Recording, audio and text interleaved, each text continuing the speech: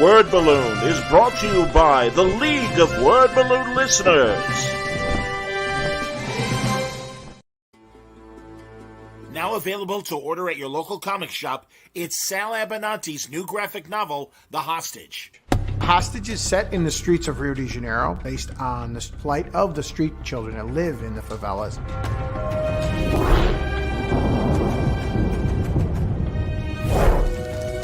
In the world of the graphic novel, being murdered daily, and the hostage is the evil spirit that is raised to avenge their death. Origins go all the way back to the indigenous tribes of the Amazon as the spirits that protect children, especially murdered children. The level of death that these kids have to endure every day. They have nowhere to sleep. They have no place to eat. They have to survive off of begging.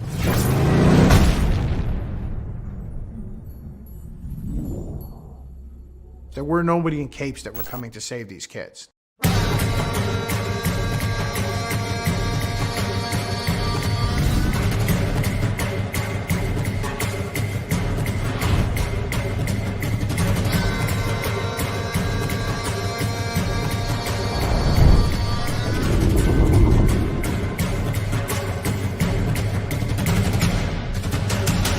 Pick up Sal Abenanti's latest graphic novel, The Hostage. Order now at your local comic shop through Diamond's Previews catalog. Code DEC221534.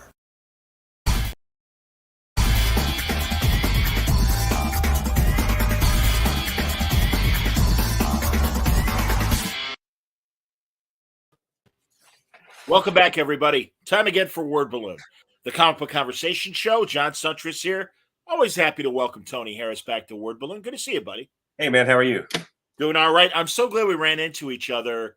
I know we did at Fan Expo, and did we also at C2E2? I didn't go to say yes. Yeah, I did Fan Expo's show in Chicago, but not C2. Oh, you did not do. Are you going to do C2E2 coming up? I don't even. It's been a minute since I've done that show, so I wouldn't even really know who to talk to about getting on as a guest and all that. So, I mean, it's been long enough to where I miss Chicago. I love it when I go. But I'm currently on tour with Fan Expo for my third year. I think, they have me do a whole roster of shows that I did not do the previous year. So, okay. We'll see what happens after 2023, but we're doing, I think, 9 or 10 shows for them this year. That's terrific, Tony. I'm glad to hear it. And I'm really happy that you are getting back to a book that I really enjoyed that you did with B. Clay Moore, and that's The Whistling Skull. And now you've got there it is. Hold on, I'm gonna zoom in. Boom, there it is. Outstanding. And we are getting a collected edition that's not only going to have the issues that were released, but also a final chapter as well, right? No. Oh no! All right, good. Correct me. I love it. It'll have excuse me, the original 6-issue miniseries, and sans the DC characters that we included from the JSA. That was part of our deal with getting the rights back from DC and Warner, and which, by the way, they were amazing about that. That's great, man. And so it's the original series. I painted a brand new cover for this. It never got a hardcover when it was at DC, just the soft cover I showed you. And a lot of additional material. We had 2 stretch goals on the current campaign on Zoop. And the first one has been met. And that literally adds, I think the story page count is about 132 pages roughly. It adds another 22 pages by hitting that goal. And I'll show you what you get for that. So those 22 pages basically come out to one full issue of the series. Wow. And so I'm not sure which one of the 6 it's going to be yet, but I did these ridiculously detailed comprehensives that I would then blow up in Lightbox or print in Blue Line and then just go straight to ink. And they look a little something like this. Let's look, everybody. Wow. That's great, man. Outstanding.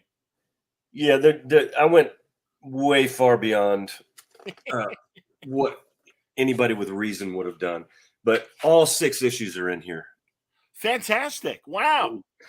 I mean, it's just, and then when you go through it, a lot of my notations and Yeah, thumbnails for the actual sure. stuff is all here. Everything from grocery lists to whatever. You'd be surprised some of the crazy crap artists write on their pages while they're working. No, that's terrific, man. That's very artist edition sort of level stuff. And That's also, well, yeah, I'm assuming that was your intent. absolutely. And also, I've seen a whole lot of, stuff in hardcovers and trades as far as back matter. But please, if somebody knows different, correct me if I'm wrong. But I've never seen anybody print the entire series and then take one issue from the book in its entirety and print it in that form, unlettered. Like you're literally just looking at the artist's mind just poured out on paper, unfettered. You know what? I'm sure it's been done, but Well, I've seen, and Mike Norton, at his table, I've seen breakdowns, but they are much more detailed than varying degrees of breakdowns I've seen of artists over the years. yeah, Friends and friends of friends and things. But my God, the level of detail that area, and that's why when you said composition, I wasn't sure what you meant. They're so ridiculously detailed, and I'm going further just for the people that will hear the audio and hopefully will be inclined to watch our video interview to get a sample of some of this, or they can go to Zoop. I've got the Zoop page. yeah, and just recently they added an update with a link, I think either to my Twitter. Yeah, it was to my Twitter feed, and I've got a 4-part video on my Twitter feed that actually shows you close-up detail of what I just held up for the camera. Oh, that's great, Tone. That's excellent, man. I'm going to look for the link on that, and perhaps I can put that in the chat. But if not, again, Yeah, go down a little, keep going. All right, stand by. It's on the add-ons. I think it's like almost to the end. I think they should do the add-ons at the front. Here we go. Updates. Scroll back. Yeah. That link? Yeah, that link right there will take you to my Twitter feed, and there's a 4-part video because Twitter only lets you do little tiny things, so I had to cut it up. So I'm not. I get it. I'm not sure about my editing, so forgive me.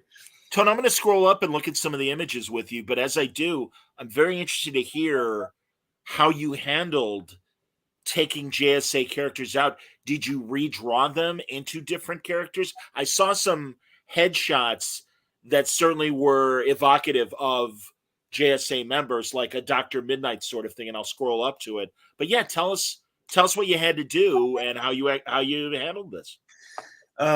Originally, our plan was, always lofty ideas. Oh, we're gonna do this. We're gonna do this. Our hardcover is gonna be amazing. And so I was gonna redraw all the pages, brand new pages with new dialogue from Clay that featured any JSA characters in the book. Okay. Luckily, there weren't too many, and because our original plan was post the 6-issue opener, our plan was for about a 40 to 50 issue run of a series of miniseries, and unfortunately, we got caught up in the 52, and I think most people would agree that a lot of that was just a mess. Oh God, the new 52, absolutely. Yeah, the new 52, and we were DC was very much behind us, and with support and pushing the book, and then we got lost in the fray with the new 52, and it went from being a completely creator-owned book, just the skull, to being incorporated into the new 52. And to circumvent as much of that as possible, I suggested the Liberty File series that I'd done that were Elseworlds. And I said, look, those are beloved by my fans. And I see an opportunity here for us to fold the skull into that if we have to be folded anywhere at all. And so that's the route we took. Ultimately, there was no time and very little time for me to go in and recreate these pages from scratch. So what we decided to do was the path of least resistance. And so in order to meet the criterion for the reversion and all that, we changed their names. Clay went in and wrote new dialogue, and I altered their costumes slightly, which is enough, and changed the color scheme of their costumes completely. Okay. Yeah. Well, and also, again, your designs for the Liberty File were slightly different than what the original designs were as well. Yeah, I redesigned all those characters. The more drastic ones that I did were like Mr. Terrific, and Scarecrow, and then Wildcat. Wildcat was probably the most different than all of them, and he gets whack-a-dude in like the first 2 pages of the book. so yeah, so that way it made it easier for us to get the story complete and have that complete in front of us to where we could then attack its presentation. That's great, man. Am I right? The character on the right, is that kind of Dr. Midnight? No, that's the one of the leads in the book. It's the Whistling Skull on the left there. Right. And his sidekick / muscle, Knuckles. Shame on me. And actually, That's great, Toad. Jesus. Knuckles ended up being very much the heart of the book for, I think, most people that read it. For those of you who don't know, and again, I may be wrong about this, but we might have been one of the first people to do this, but to have a lead in your series be mentally challenged. And Knuckles is a grown man about the age of about 25 or 30, but he's got the mind of about an 8 or 9-year-old. And he's not stupid by any stretch, because if you've met 8 or 9-year-olds and you have kids, they're pretty smart little fuckers. And I have 3 kids, so I know. But he just thinks and acts and is a child mentally. But so anyway, he becomes, I'm not going to tell you, for those of you who have not read it, I'm not going to spoil anything, but he ultimately becomes the Skull's best friend, lifelong companion, and muscle. Well, I really enjoyed the original story and the Liberty Files as well, and I'm glad that you guys got the rights back, and are telling this additional issue, as well as the previous issues as well. No, it's a great opportunity, man, and also congratulations. You've met your goal, but you've got several days left, and you are offering really fun things. Yeah. These are the add-ons that you're offering. I mean, you can get head sketches and these 2 art prints that we just saw, the Whistling Skull coffee box set as well, and even pins and vinyl stickers. Actually, back up to what you just said. That's a coffin. Excuse me, coffin box, even better. Yeah, that was what Clay and I used to send our pitch for the series to the group editors that had to approve it at DC Comics. Oh, that's funny, man. That's great. Yeah, and so Clay wrote up this beautiful pitch. I did a bunch of designs, and so I went through and again did this crazy thing. We always go above and beyond on pitches. That's always been my gag. I think it's fun to get into it like that, and it's infectious when the editors open something like that coffin that says classified, and it's all beat up and distressed, and they open that up, and there's like sepia colored parchment with a red ribbon around it and all these little trinkets and baubles in there that are somehow related to the series and to the story, like these. Hold on, I'm gonna zoom in. Oh, that's great. Yeah, these were cards I had made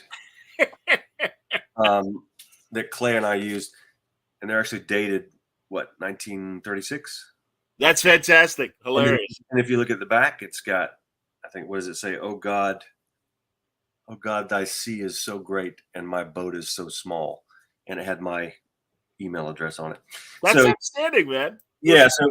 And we put those in there, and a lot of other things that probably don't have time to go into. But at any rate, I think that was really part of how the book was approved, was they saw the passion involved. Obviously the material has to be strong or they're not going to do it. Did you do that with other Oh like yeah.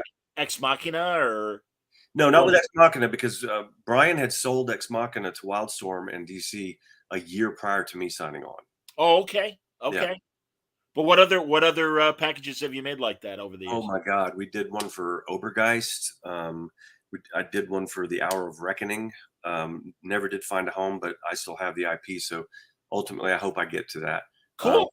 Famously, the most elaborate one that I did was for a book that Clay and I were hoping to go into right after The Whistling Skull, that we created, called Sea Dogs.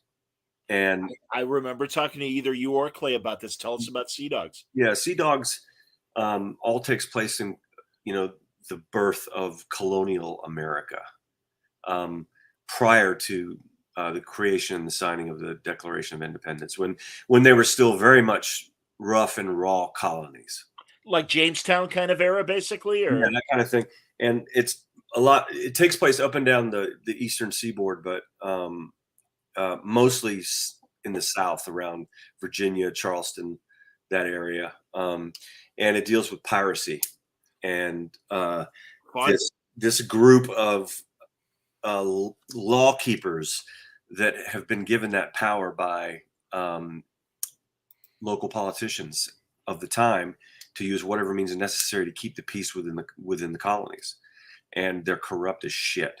And they're worse than the criminal element, and so the story focuses around a pirate captain and his first mate and their crew, pillaging and pirating up and down the eastern coast during that period, like most of the famous pirates did at that point and prior. And then the story just kind of unfolds from there. That's outstanding, man. Now behind you, I see. Is that the Skull's costume? Yeah, indeed. If you follow my work for any length of time, you know that part of my shtick is it's very much easier for me to create the character that I'm going to be drawing for a length of time. It helps me visually and spiritually to make a real connection with them. And plus, I'm a prop builder and collector junkie and Star Wars nerd and all that stuff too. So I get a lot out of it. And when I do stuff like this, it's a mix of like actual period stuff and repro and then modern things mixed in, like the Derby's from England. Nice. And I think it's right around from the turn of the century. Oh, wow. Vintage. Nice. Yeah, right out of London. And like this leather belt here is from World War II. And it was a back brace for Italian soldiers who drove motorcycles. Wow. But it's got an amazing look to it. And yeah, because of its age, it has all this beautiful weathering and detail that you just can't fake. It's already there. Absolutely, man. I didn't even have to touch it, That's great. And then I collect antique firearms too, and rebuild rifles from the Second World War. Jesus, cool. And this is a Mark I Webley. Wow. That he carries, and it's a top break pistol. Understood. Wow. I'm a Pawn Stars watcher. Yeah. So I see a lot of vintage weapons and stuff on there. And it has these little cool half moon speed loader clips that use. Jesus. So, and it's featured prominently in the book, but that helps me have a touchstone, if you will. And if I happen to be using photo reference, which I did not on the Whistling Skull, it was surprising. Yeah. Well, I mean, I had done it to such an extent on Ex Machina with good reason, because it was less about superheroes and more about politics and interpersonal relationships between those politicians and New Yorkers and whatnot. One of my favorite things you've ever done, Tom. Thank you very much. It's very close to me. And with Machina, it was necessary for me to do that, because if I was going to spend all my time drawing what could potentially be very boring talking heads, I found a way to make it interesting by not doing that, and by casting the book like you would a film, and so that every single person in the book had a very specific, real, recognizable likeness, and it was unmistakable when you even saw their blackened silhouette in a panel. Oh, that's Mitchell or whatever. Sure. I hope DC finds a reason to put out a new edition of Ex Machina, because it really, you and Brian just, I'm a sucker for good political intrigue. I mean, coming from Chicago, machine Yeah, politics, yeah, I find all that fascinating. But really, just the idea of this superhero who manages to save one of the Twin Towers, and in this alternate history, and then becomes the mayor, and yeah. the dual responsibility of his superhero background, and then of course the story that you guys tell. No, it was a very novel idea, and Well, I, you know. thank you very much, John. I appreciate that. There is a brand new edition now. Oh, I'm so glad to hear that, Tony. I didn't realize. Forgive Yeah. me. It just so happens to be in Brazil. Oh, jeez. Well, that's So, good for the Brazilians. That's wonderful. yeah, it's awesome. And I didn't know that. I just got back from Brazil. We were there a week at CCXP. Cool. For I can't pronounce his middle name. Ivan He's Ivan Rice. Piatis Acosta. Or yeah, I have trouble with his name, but he's a lovely man and one of the owners and investors of the show, and brought us out this year. And then I arrived at the show, which was mind-blowingly staggering. It was like San Diego level. That's how big it was. Sure. Oh no, I realize. Please, yeah, And, tell people. Yes. and we get there, and then some of the first things coming across the table for me to sign are these beautiful, brand new Ex Machina editions in hardcover with these spot varnishes, gloss on like a matte. Wow. And they were done by Panini Press. I think have an ongoing partnership with DC for their foreign editions in South America, and they also do the Machina stuff in Spain, and lots of other stuff. But Sure. they just did a super job, and I didn't know that they were out. Nobody told me. So we get there, and there are 3 volumes out. Wow. They're collecting the entire series of Machina, and oh no, that's for Starman. But yeah, so Machina I think is done. Same beautiful presentation, and the 3rd volume of the Starman series had just come out. Wow. So for the very first time in Brazil, they're collecting the entirety of Ex Machina and Starman in these beautiful hardcovers, and it was awesome timing. I couldn't have asked for better timing. That's wonderful, man. Did you see Joe Prado and Ivan Reis and Rod Rice and everybody down there? Some of the Brazilian artists. I didn't see a lot of people. I met a bunch of people I didn't know. Nice. But like I said, it was so busy. The show floor was just mind Good. And that's great, man. Because my lines were so long, it was difficult for me to get breaks and get up, which I did. But yeah, just very friendly, beautiful, fanatic comic lovers. Isn't that great? Yeah. And that was my very first time in the country, and I knew I had this big fan base there for those two titles. But it was the first time I got to meet them, and they got to meet me, and it was just this beautiful, beautiful week. Did you let them know, obviously, about Whistling Skull and everything that was going on? As much as I could. We ran out of time before we left, and I had planned on putting together like a little show card or something to put on the table so people could just use their cameras and take a picture of it or whatever. But thankfully, I had giant stacks of Post-it notes, and we just wrote all the information on stuff like that and put it down and passed the word along to just as many people as we could. That's great, man. No, that's fantastic. Rod Rice and Joe Prado have become good acquaintances over the years. And they're wonderful, because again, I always have such tremendous respect for people from other countries that can speak English fluently and stuff. I know, right? Yeah, because again, we're the dumb hillbillies that it's like, exactly, we got enough trouble with English. Good Lord, And I had people apologizing. My English is not very good, and I'm like, dude, your English is way better than my Portuguese, which is non-existent. I hear you, man. Here, Wesley has a good comment. If it's not too far off topic, I hear DC is really big in Brazil. How does independent work fare compared to other places? Good question, Wesley. For me, that's not even on my radar. I've not done any independent work for the Brazilian market, and furthermore, I've done no work at all for the Brazilian market directly, Sure. just through the translations of my existing work. No, I understand, man. Well, again, and I'm glad that DC is at least promoting that stuff. Here, Greg asks, did you happen to meet and I never get Bilquist Evely's name properly, or Matthias Lopes down there, or Lopez? I'm constantly blown away by the talent from Brazil. I agree. I know Bilquist did that great Supergirl miniseries with Tom King recently, and it's just gorgeous. Again, I met so many artists that made a point to come to the table. That's wonderful, man. And introduce themselves, because I guess most of them don't get to American shows, so I'd never had the opportunity to meet them, and they were so giving and complimentary with their words, and I just couldn't have asked for a more friendly environment. So I did meet a lot of guys. I just didn't get to meet everybody, and it's difficult for me to remember in a sea of thousands of people exactly who I did meet, because darn you Brazilians, you guys love a certain group of names, first names and last names, and there's like John is a very common name in America, right? Sure. And there's a lot of that kind of thing. So I actually probably confused a lot of people I shouldn't have, and I apologize for that.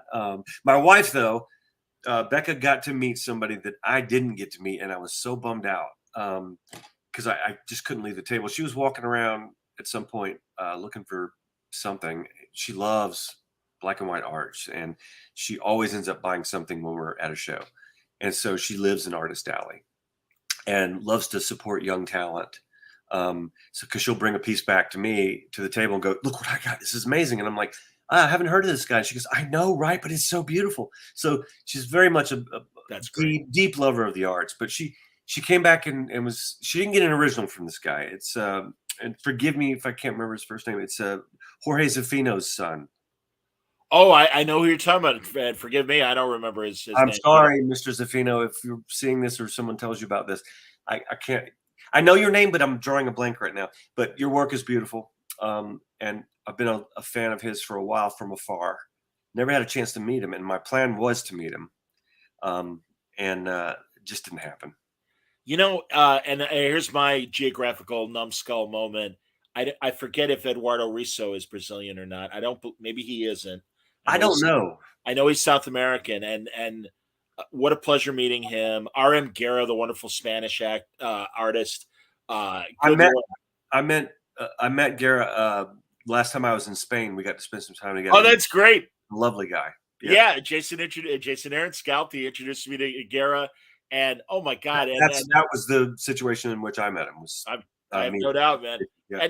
And really, and shame on me because some of the women too. And right now I'm blanking.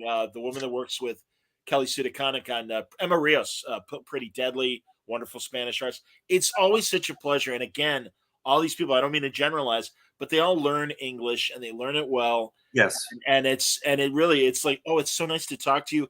And the ones that are willing. God, Victor Santos came on and did a podcast with me. And because I've always loved his work. And it was so great to finally talk to him. He's another great Hispanic artist and everything. And again, forgive me, everybody, which continent he might be from. So much talent coming out of that country. Well, yeah, man. And again, it's an interesting time because we get exposed to all this international art. By the same token, it does make it tough for the American market, doesn't it? A bit, yes. Well, more than a bit, but it is what it is. And I'm not assigning blame to anybody for not at all the market and how it's run, and the market demands this, the market demands that, and people answer it in the best way that they see fit is when they run a business as part of it. We were talking off the air. You mentioned that while you are still doing cover work for DC, you are kind of leaning more into your create our own stuff right now. Yeah, by choice. I know there's probably some people listening to this or watching this going, yeah, they put them out to pastures. What happened? No, that's not what happened. But I've been very fortunate in 33 years in this business. Wow. I got in when I was 19, right out of high school, and I've been blessed and very fortunate to have achieved just about every dream and goal and bucket list item that I ever had as a young man aspiring to be a comic book artist. I've worked on all the major characters at both of the big two, Yeah. and then some and beyond, and I just could not be more lucky and more proud and happy. And there comes a point. There are two kinds of guys in our industry. They're artists. There are guys who are, I don't know how to say this without sounding offensive, and I don't mean to be. I think you have artisans who are extraordinarily talented at their craft. And then I think you have creators. And I think you probably know what I mean by that, the difference between those two. I think based on your compositions that you were just showing, Yeah. it's a level of detail and attention. No. Not, I'm not talking about Please. All right, again, correct me, buddy. I'm not talking about your level of detail or whatever in your work. I'm talking about you have guys that spend their entire careers doing company-owned stuff. Oh, I see. Sure, sure. The whole guy's career is being known for like one of the best X-Men artists that's ever lived. Blah blah, all those guys, John, all the greats from the Silver Age, our forefathers. 100%, Tony. They were all company men, right? And yes, those are the guys that forged the industry for all of us now, and it's admirable and brilliant.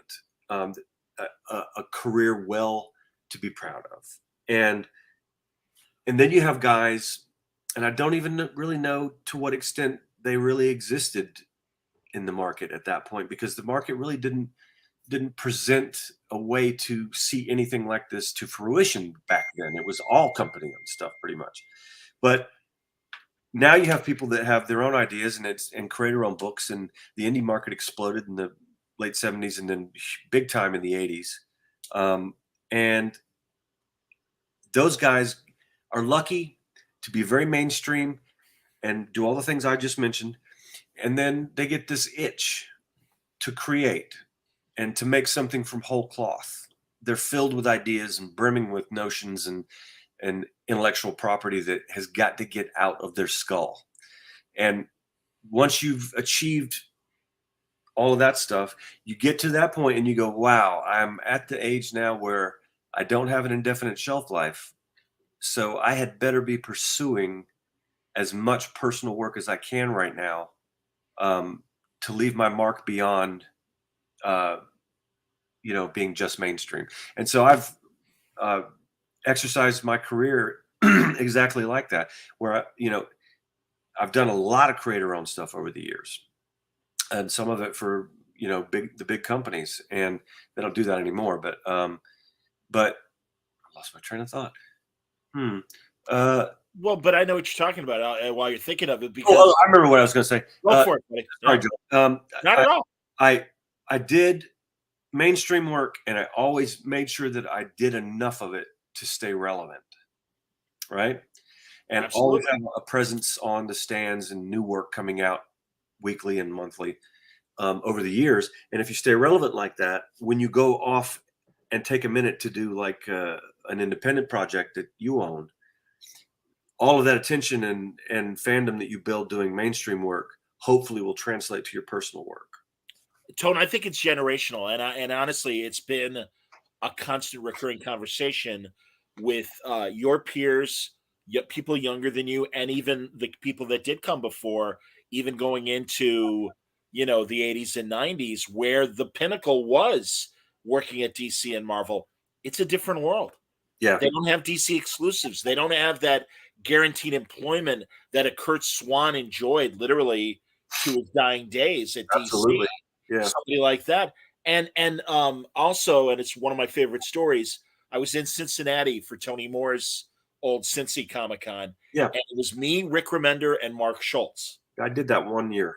Okay. All right. I'm sure we talked that year. But anyway, we're in the green room, and Schultz is talking about some stuff he wants to do. And he goes, I want to get this stuff done before I can't do it anymore. Yeah. And Remender was like, Mark, what are you talking about, man? You're not an old man. You still got it. You're great. And I'm like, no. Rick, all Mark is saying is he sees that the clock is running, and before he can't do it anymore, he wants to focus on the stuff that he really wants to do.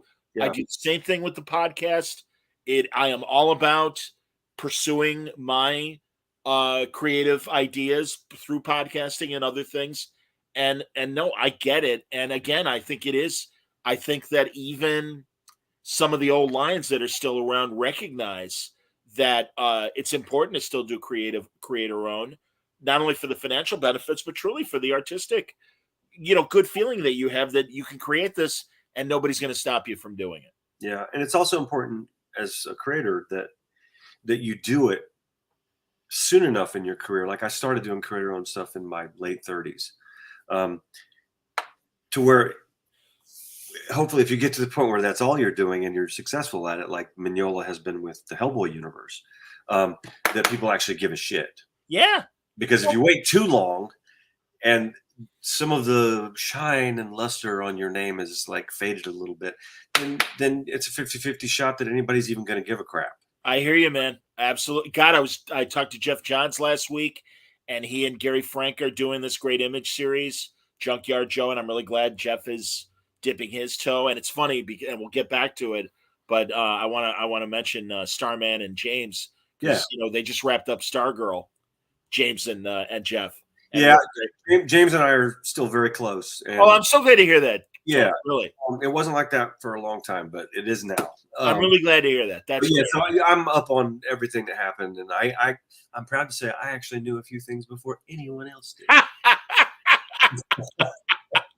That's great. Here's some great responses in the chat.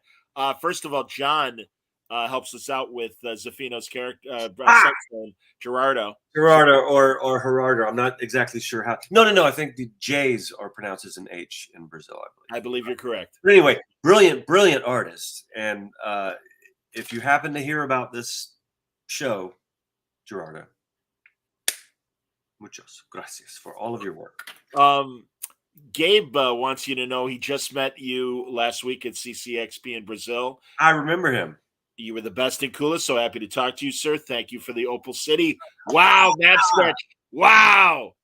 Yeah, great idea. I don't know how it came up, but we got to talking about Opal and my creation of this fictional city. Yes. Instead of just, James and I putting Jack in wherever, Metropolis. Sure. In Starman, yes. And so rather than me sit there and painfully try to describe to him what Opal City looked like from like a satellite map, I said, you know what? I'm just going to draw it for you.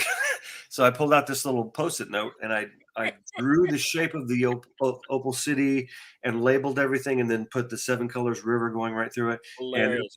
And he goes, "Can I have that?"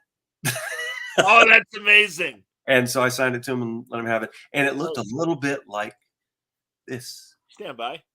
Zooming in. Okay. That's great, man. Jesus. Yeah. Oh God. I'm telling you. And real fast here. Greg asks. He wants to know: would you ever consider doing any work through Marcos Martin's Panel Syndicate? Well, Vaughn obviously has had nice success with them with the Public Eye, and Brubaker's doing a series with Marcos now called Friday. This is something that's not on my radar. Panel Syndicate. It's a pay as much as you want to support digital platform. Didn't Brian do Paper Girls through that? He didn't do Paper Girls. It was called the Public Eye. The Public Eye. And that was the first one of Panel Syndicate's things. And I guess Marcos has since, he kind of runs the business. But I know like Jay Ferber did a really good book over there. And like I said, Brubaker has. And it's, it's an interesting model of people can download it for free if they want. They can pay $1. They can, there are various like levels of how much, or even maybe you can even enter your own amount that you're willing to pay per issue. And it's, nice. And thankfully there's enough comic fans out there that get it, as far as, sure, there are some that obviously take advantage of the free offer, but it's like, hey, no, man, we'll give you something for the work. Yeah. Greg confirms it was Private Eye.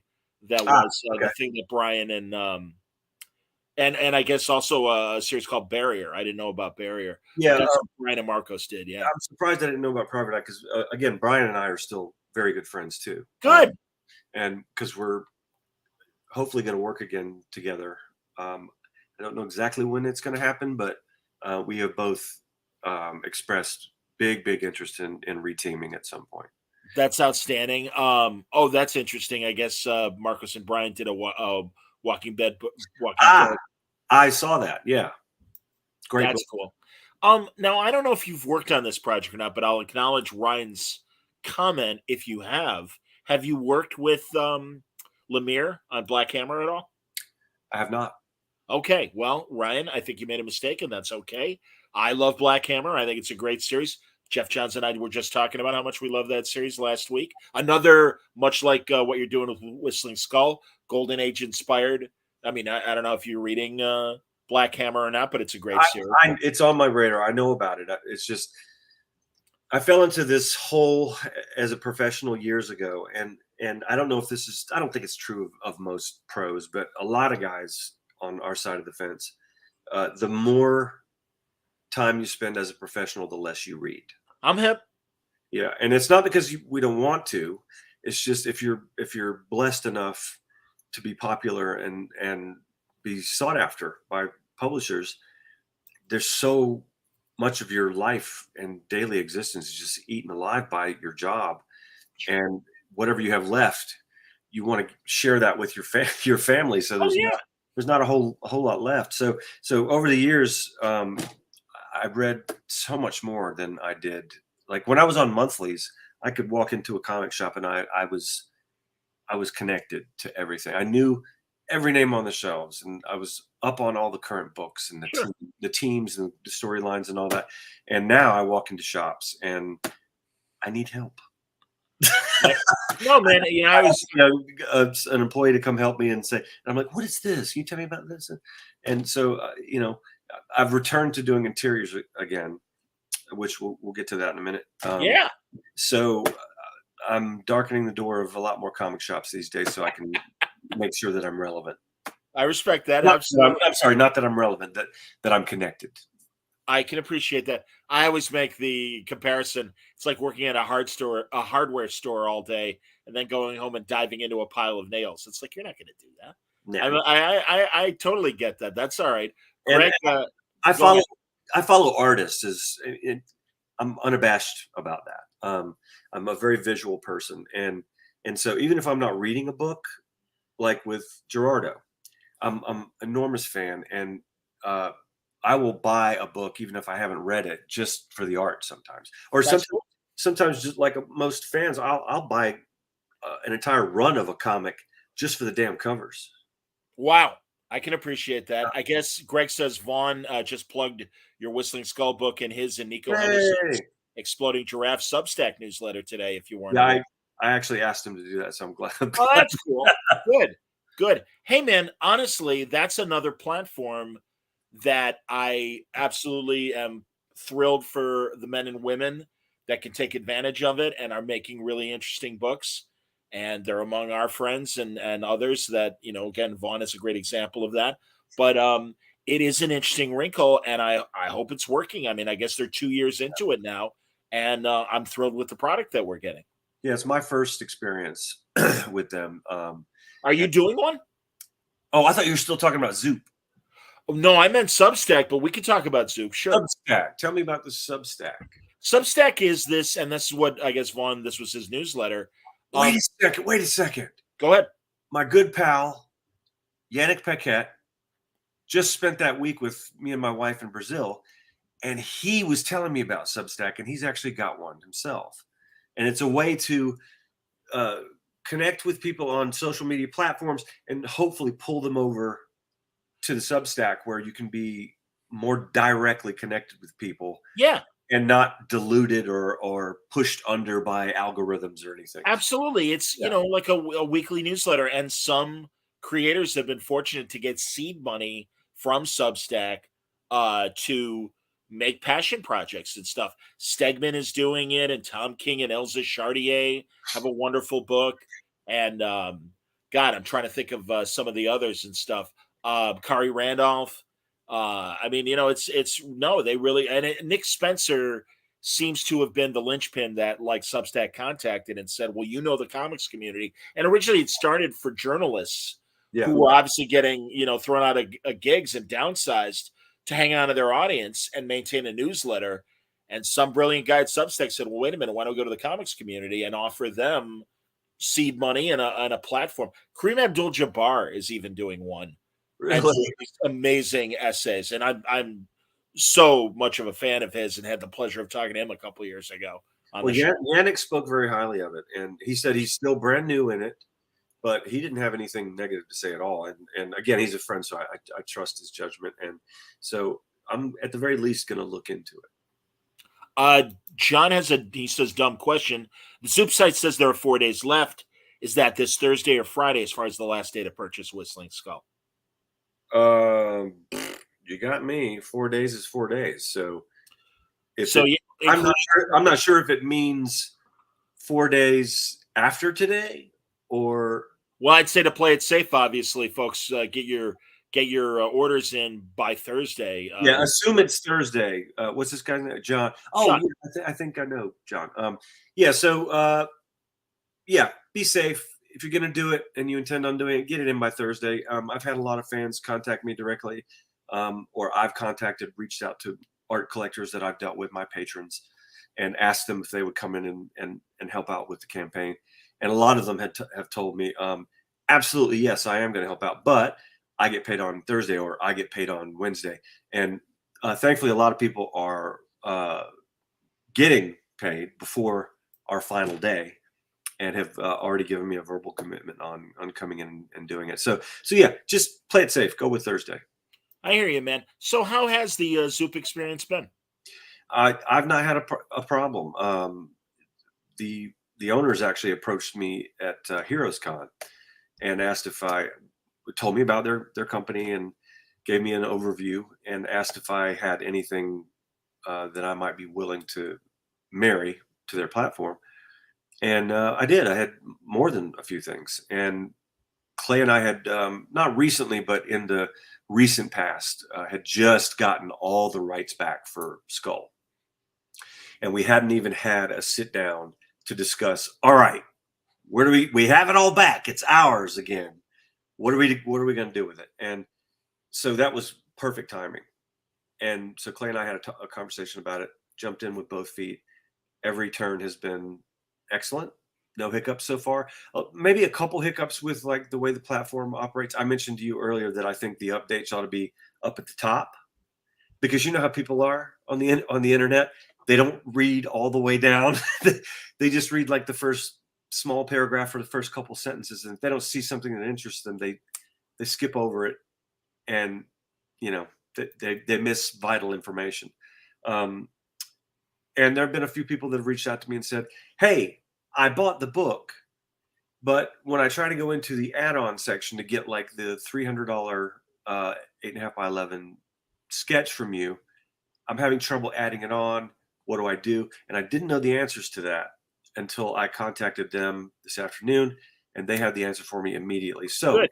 If you're listening to this and watching this show, this is how you do it. Once you buy the book, if you want to add on any of things that we're offering there, including the $300 sketches, and there's only 25 available. We added 5 more today because they're going really quick in this last week. You buy the book, and then according to what the guys at Zoop told me, then you go in and put like $1 in the tip jar. And that is like a video game where it like unlocks and you hear coins going boodly-bing, boodly-bing. And so it unlocks access to, or an easier access, direct line to the add-ons. And you should be able to, if they're still available and they're not sold out, anything there that you want to put with the book. I understand, man. No, that's terrific. Ryan says, I've seen Zoop keep the sites live to allow latecomers to pre-order after the campaign. That's great. Plan on Thursday, though. Yes. Yeah. And I've not heard anything from Jordan and Eric about doing anything like that yet. So I think I would have heard by now. And again, no, we want people to have the book.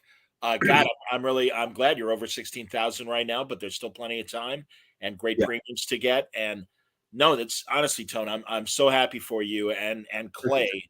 And like I said, no, I remember distinctly talking to you guys about this book. Now, it was several hundred books ago. So yeah, I sadly don't remember the details. Hey, Alex Saviak is watching us. That's great, man. Hi, Alex. Hey, Alex, how you doing, man? One of my favorites. Alex is a super guy, super talented, and Oh yeah. my wife Becca and I, every time we're at a show with him, we always make a point to go talk to him and his constant companion, Bo Hampton. Oh, that's interesting. I haven't seen Bo with Alex on the shows that I've seen him at, but we always try to manage to at least get a meal together or something. I love hanging out with Alex. You haven't done that yet, but hey, Alex, next time we're at the same show, we need to grab a meal. There you go, man. No, he's great. I have framed behind me. Oh, that's interesting. He apparently he and Bo apparently broke up. I'm sorry to hear that, Alex. Oh, I'm sorry. That always bums me out, man. When I get friends that are creators and everything. Oh, and he says sounds good about a meal, so that's good. Beautiful, Alex. That's great. But I have two of his Spider-Man daily strips that he inked over Larry Lieber, and it's so great Nice. because it's Stan, Larry, and Alex.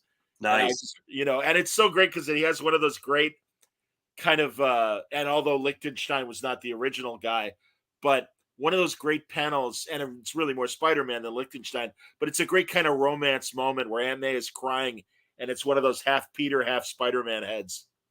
Oh, And he's thinking, he's like, I love that. yes, Yeah. yes. As a matter of fact, I love that so much that when I did my Spider-Man with Great Power miniseries at Marvel, that's what I did on the cover to issue 1 was, the half mask thing. Oh my God, yes. All right, good. Alex says that he and Bo are fine. They're old School of Visual Arts buddies from Eisner's class. That's fantastic. Oh my God. See, that's truly, this is why I love knowing Alex, getting great stories about his peers and what he went through. And it's a different comics world. It is. And in the best way. And every type of creator needs to, if they have it in them or the interest to do it, they got to take advantage of it because truly you do. Like when I was coming up in 89 and 90, that's when I got in. My home show that I call my home show now is the Heroes Convention in Charlotte. Sure. Shelton's a very good friend, and he's been so good to me and my family over the years, and to Gaijin Studios that I was a part of. And I was so lucky because a lot of the greats were still with us then. And I met guys like Marty Nodell. Oh yeah. And Gil Kane, who Wow. was just an amazing dude. Marty was so sweet. I, met so many of those luminaries that are no longer with us now, and they were so giving with their time and their advice and their compliments sometimes. And Wow. I don't know if I would have had the experience that I did with those guys at an early young age if it had been in a different convention, because they were so tight with Shelton. It just always feels when it was smaller. The show is very, very big now. Sure. But it still has a lot of the same feelings that it does. It will for me always. But back then when it was smaller, it just always felt like a family. And every year we'd go back, and whether I was a part of this studio or that studio or on my own, and it always felt like coming home. One of my favorite insider comic book stories, and I don't mind revealing it, when the Sheamus brothers still had the Wizard shows. And remember that one year, I think it was like 2008, where they tried to do a Wizard show within like 90 miles the same weekend. Yeah. Shelton's show as Heroes. Yeah. And this just wonderful creator, just very quietly, and it was early social media. There you go, Tone. Absolutely, man. Talk about it. Me and the guys at Gaijin, my studio partners at Gaijin, we were very much at the forefront of that because we love Shelton like family, and we took that as a direct threat, and we got pissed off and rallied the troops, as it were.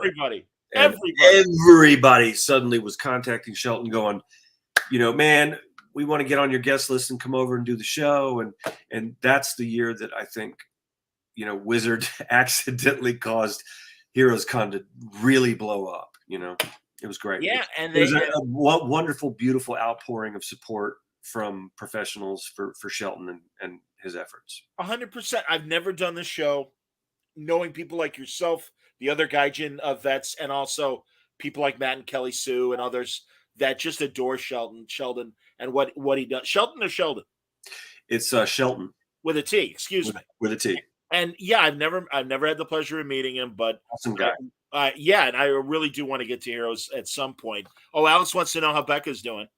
Oh, she's great. She's great. She's my rock, and I could not do the circuit without her.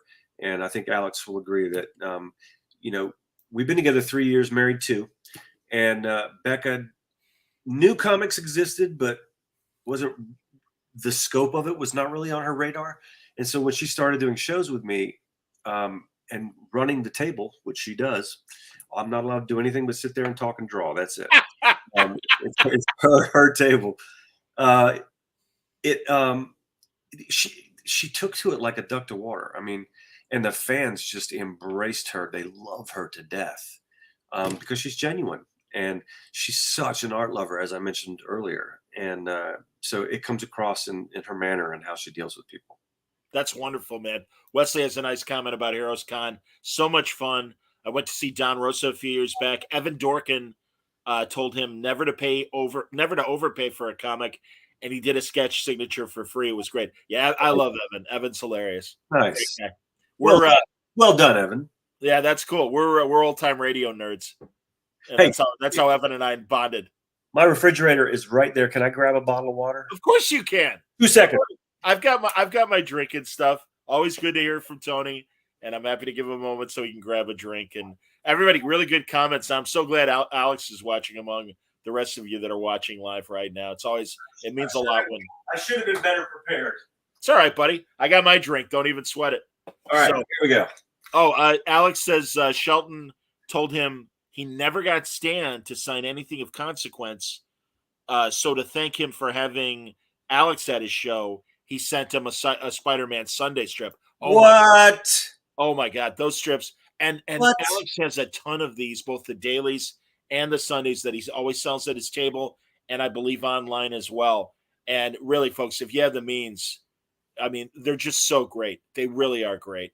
And it's a dying art, comic strips. I mean, it's still, thankfully, I even have my subscription still to King Features Comics Kingdom, so I can design my own daily page and enjoy it.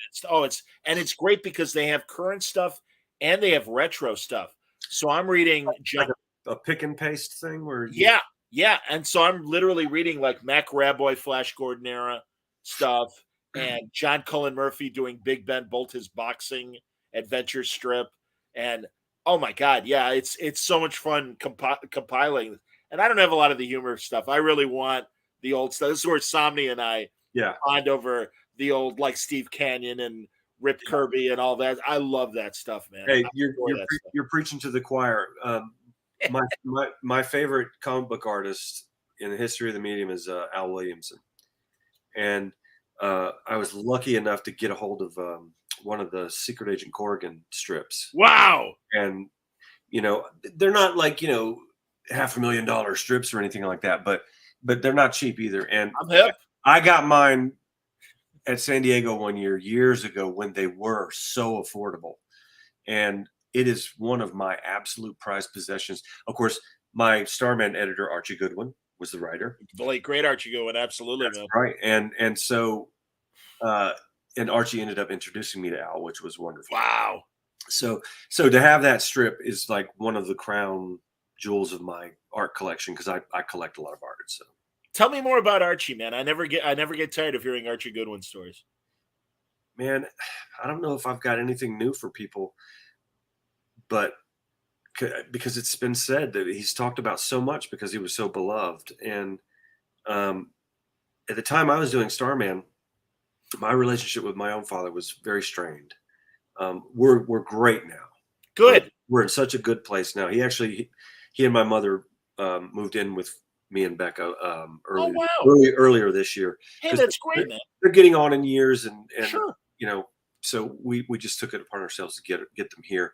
But then Archie was very much a father to me. So if you're wondering how I got here, a lot of hard work, but the reason I landed squarely on the map of the comics geography is Archie. He made me, and he was so giving and knowledgeable. I mean, to have an editor like him who came from freelancing for as long as he did, and he was still doing it too Yep. when I was working for him. And to come with that wealth of experience and knowledge and impart that onto you in ways that you didn't realize until many years later what he was doing. And you wake up one day and you're thinking about him and remembering things, and you go, holy shit, that dude was dropping science on me and I didn't even know he was doing it. You know, my favorite thing to say about Archie regarding Starman and working for him is that he always gave me and James so much freedom. I like to say he gave us enough rope to hang ourselves, and luckily we never did. I understand, man. And I have one more Archie story. Please. One of the first comics I bought when I was a kid, I think I was about 10 or 11. I bought the pocket-sized adaptation that Al and he did for Empire Strikes Back and for Marvel. And you know, they originally came out as a treasury size, right? I didn't know that then. I know that now because I have it. But so that was the original format. But so I found out when I was an adult, and this broke my heart. I'm like, they cut the pages up, not the physical pages, but they cut his storytelling and disrupted his storytelling to reformat it and fit it into this tiny little pocket size. Like a paperback, thing. sure. And at the age of 10 or 11, I didn't give a shit. It was just, I loved it. I love Star Wars. It's my favorite thing. So I was happy to have it. But man, it was such a revelation to discover that book as an adult and as a professional, and to see it in its original format. It was like I had never seen it before. That's wonderful. And I go end of story. I go to work for Archie all those years later.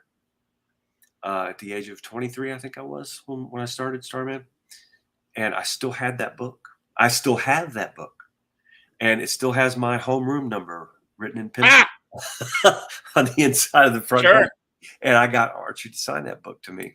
Did you buy it like through Scholastic or whatever? Because no, I found it in Charleston, South Carolina. Sure. At a little bookstore, which it's probably not even there anymore, called the Book Nook.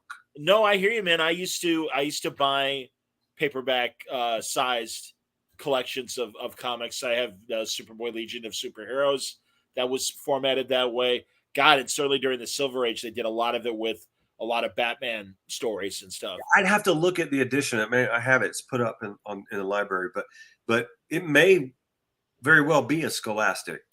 Because it was in a bookstore. I mean, they sold comics and stuff too, but sure. I don't know. I'll look now though when we're done. I understand. Well, and like I said earlier, and just like Ex Machina, your Starman run is amazing. Thank you. I certainly hope that beyond the Brazilian editions that we do get some new English editions. But it was really fun watching Stargirl this year because I really felt James' fingerprints all over it. And even though it was Lester Pemberton and that Starman, it just had that vibe when you guys would do JSA influenced issues and stuff. I love the series because I'm such a JSA fan. Another reason why I love the Liberty File and Whistling Skull's original version. Thank you. But yeah, man, no, it was just so great. And really, I was telling Jeff, I mean, you really felt James's presence this last season on the Stargirl. Absolutely. And I was pleasantly surprised by the series as well. I mean, it's nice to see the Cosmic Rod I designed on TV. Okay. I'm not going to. My God, yes. And the shade. I mean, Johnny. Well, that was what really blew me away was when we got that little sneak peek and then he comes into the series and it's clearly my shade. Yes, it is. I mean, visually my shade. It's me and James's shade. I'm hip, but no, you're right. Dude, take the victory lap. That's got to be amazing. And I don't remember the actor's name. And maybe somebody in the chat will. So well cast. I mean, this guy, I had never seen him before, but he was perfect. And what a great interpretation of what you guys did. I agree. And fingers crossed. In hope back then, I was so hoping that we might, in some way, shape, or form, see Jack ultimately in there. Oh God, but I don't even know how they would have done it at that point. Because of the timeline they set up with how she got the Cosmic Rod, which was clearly different than how she got it in the comics. But, sure. You do what you have to do. I was just grateful that James was there to sort of, along with Jeff. Jeff was part of that. Yeah, he was. Oh yeah, Jeff's the creator and really like the showrunner. Apologies Right. to Jeff. No. So it was nice to have James there. I felt like he was kind of shepherding the thing along with Jeff, and trying to keep intact the original intent of that legacy, Jeff gushed about how important James was in the writer's room for all 3 seasons. Yeah. And he even said, he's like, hey, if I get the opportunity to do another TV series, I want James in my writing room. And you got to, I said the same thing to Jeff, and I'll say it on the air, and I'm sure you guys, it's not a big deal. You got to put the bug in James's ear to come back on Word Balloon, because it's been years. If you don't mind, that would be great. No, not at all. And I have the perfect vehicle. Ready? There you go, buddy. Okay. So James and I have reteamed creatively. Wonderful. A lot of folks know this because I've talked about it on the circuit, meeting fans. And I guess I've said some things on my social media platforms, but officially, we have reteamed on a creator-owned book called Round Eye. And some of you know about Round Eye because I have been developing the property for about 15 years. It's been a long time. And for whatever reason, professionally, personally, you name it, never landed that home for it. And then James and I, after not working together since Starman, reteamed to do the C-3PO one-shot regarding his red arm and explaining how they never explain it in the movie. It's just like this weird thing. Yep. But so Abrams came up with the whole idea of how he got it, and James wrote his script based on Abrams' plot for that. And so we reteamed, and that lightning, I'm telling you, man, that lightning that we had that came out of that bottle when we did Starman, and that's all it was. There's no other way to explain that. Things happen in your career where you don't have any control over them, and something magical happens, and you can't reproduce it if you try. But I'm going to tell you something. When I got that script for 3PO and I started working on it, it was like we had been working together last week. That's great, man. It was that good. And I'm so proud of the work we did on that book. And so I asked him when we were finished, I said, you think maybe we should give it another shot, do something more sizable than just a one-off? And he was hip to it. And I said, well, I think at our ages, man, we should really pursue something personal that we have a huge stake in. And I pitched him Round Eye. And ultimately, originally I was going to write it and draw it. Okay.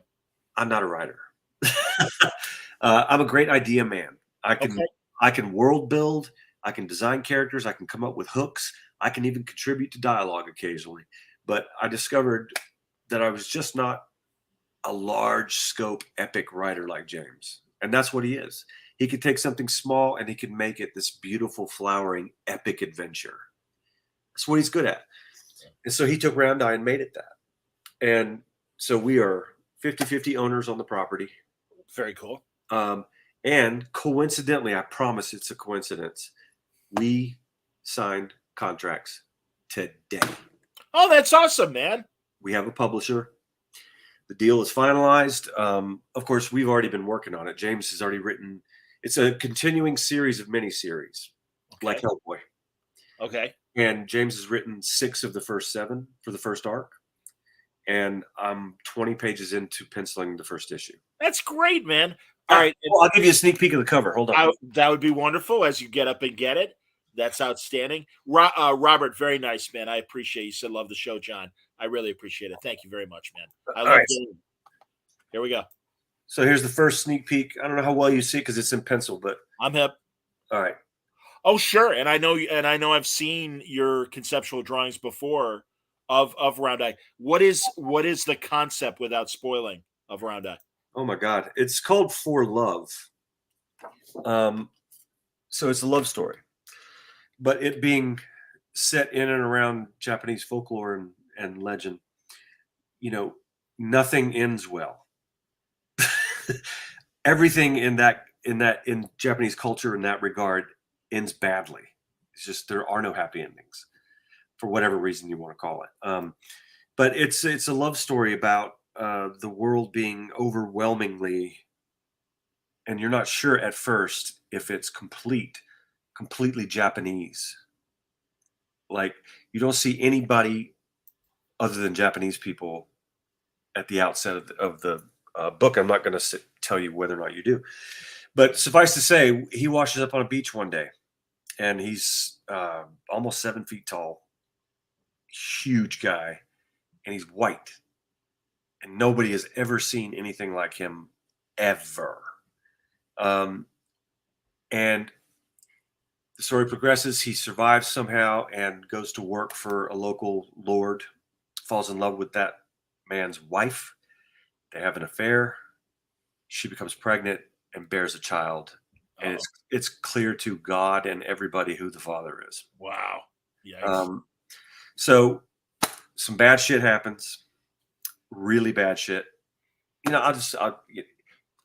So yeah, the child doesn't make it. Oh, The father has it killed. wow. I'm sorry, the husband. The father is. Yeah, I assumed. All right, the Lord. Yeah. Tulip, the woman, she's banished to a whorehouse, and Round Eye's drawn and quartered and left for dead, ripping off his entire left arm. And I'm not going to tell you how, but he recovers and rebuilds his strength, and he ends up with a mechanical arm. And you also end up see steam-driven hovercrafts in this and dirigibles, but we never tell you what year it is. It's not a steampunk story, but there's interesting visual bits all through it. And so the story is about love and it's about revenge, because he goes on a quest to find this man who did this to him and kill him, take revenge, and then go and find Tulip. Interesting. Yeah. So that's cool, man. That's great. That's it. That's it in a succinct nutshell. And maybe I'm wrong, Tone, man. This was a steampunk Japanese thing, I believe, or maybe it was a Chinese thing. Tai Chi Zero, Tai Chi Hero, two of those movies. Don't know where it was tied to the railroads, and it was definitely steampunk, but an inventor creates kind of a flying machine. Yeah. That is definitely like wings and, kind of more of a glider than a pure airplane and stuff. Yeah, there's this weird scene where you see all these rice paddies and they're harvesting that time of the year. And there are these two overseers that are watching the workers, collect the rice, and they're on horseback, right? And then you pan over, and the two characters in this scene, Round Eye and another Japanese gentleman, are talking. And when you pan out of the shot, you see that they're on what look kind of like speeder bikes. Okay.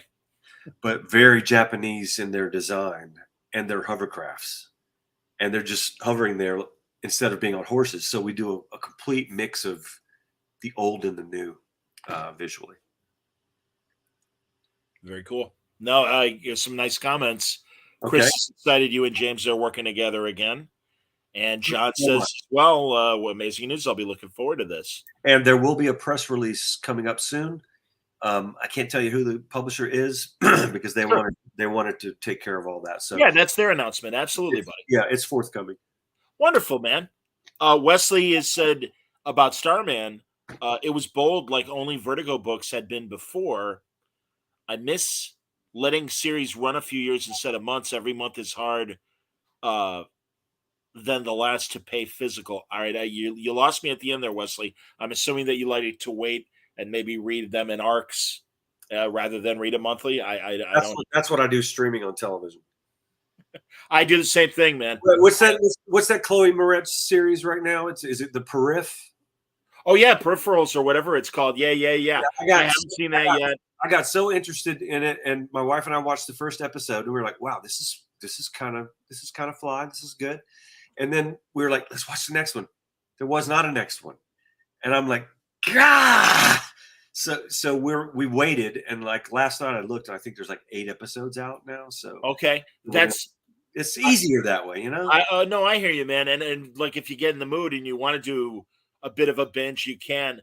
I was like that with For All Mankind. I waited for all the episodes to come out, and right now I'm waiting for the second season on Apple TV of Slow Horses, the spy show. Yes, yeah, that's Gary Oldman.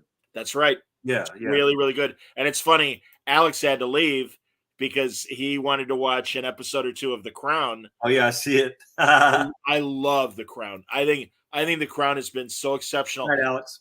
And it's been really interesting because they really go from the young days of Elizabeth. Matt Smith from Doctor Who actually played Prince Philip to now this is the 90s, and it's dealing with that period right before Diana's death.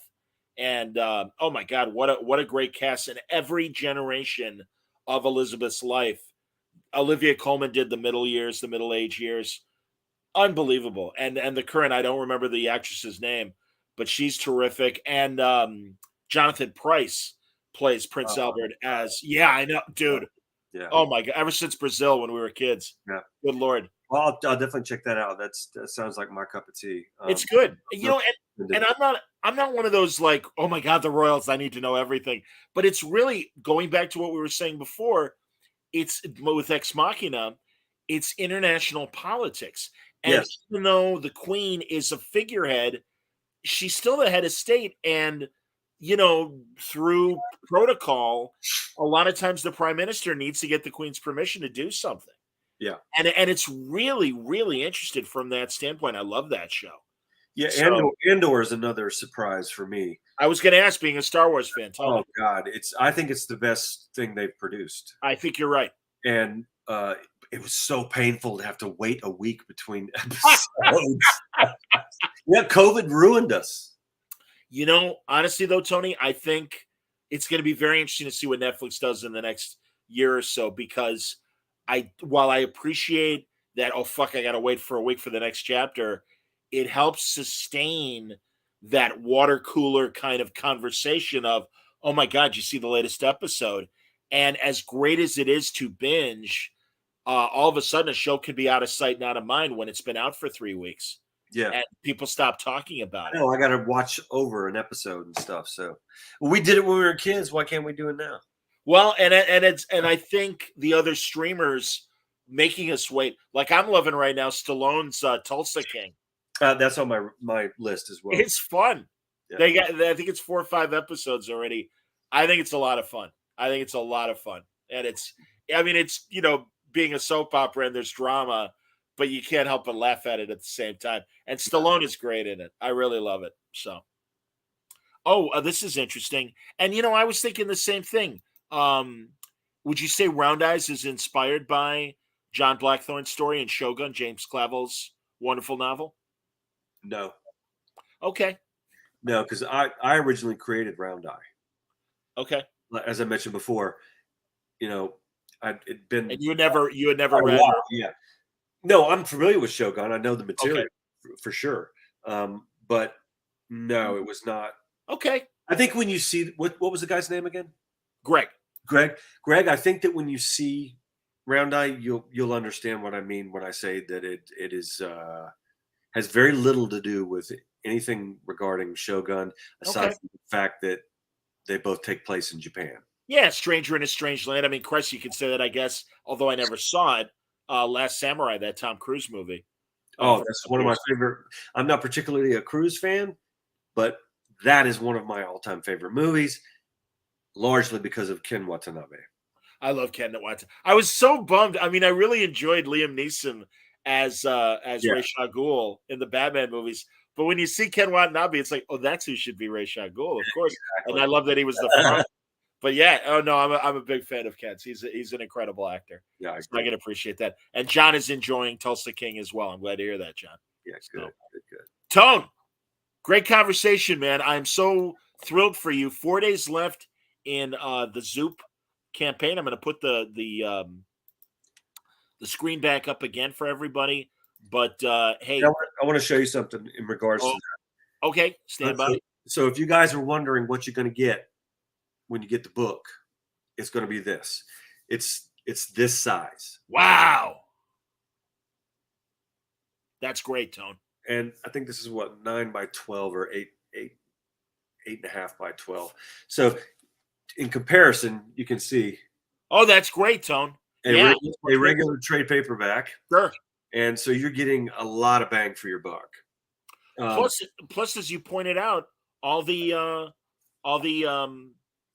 the bonus stuff with your breakdowns, and again, forgive me for calling them breakdowns, but you know what I mean. Yes. So that's fantastic, Tone. Well, if everybody goes to zoop.com, you'll be able to look up Tony's name or B. Claymore's name, or of course, just look up the Whistling Skull. You will find the campaign. You've got till Thursday, let's say Thursday, to get involved, jump in, and look at this incredible edition, where if you enjoyed the original series, there's also an additional issue that Clay and Tony have created as well. Way to go, Tone.